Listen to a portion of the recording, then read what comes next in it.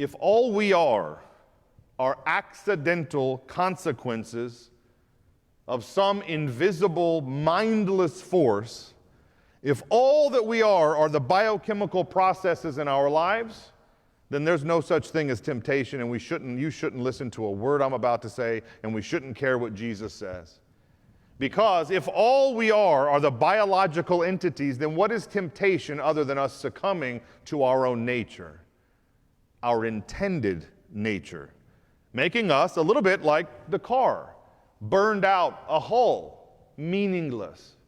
But if it can be proven, if it can be shown, if by faith we can apprehend the knowledge of God that insists that indeed we were created in the image of God, and that though we are fallen, though we are imperfect, though we're a little bit burned out by the scarring of the world having its way with us, when the insurance adjuster came, when Jesus came, he found something worth redeeming. And so it is incumbent upon us, I would suggest, that if indeed we are made in the image of God, and if the story of the human creation is such that God sent his Son to bear a burden, to pay a price, to offer up at the cross a perfect portrait of the unimaginability of God's love for you and for me, then we've got to heed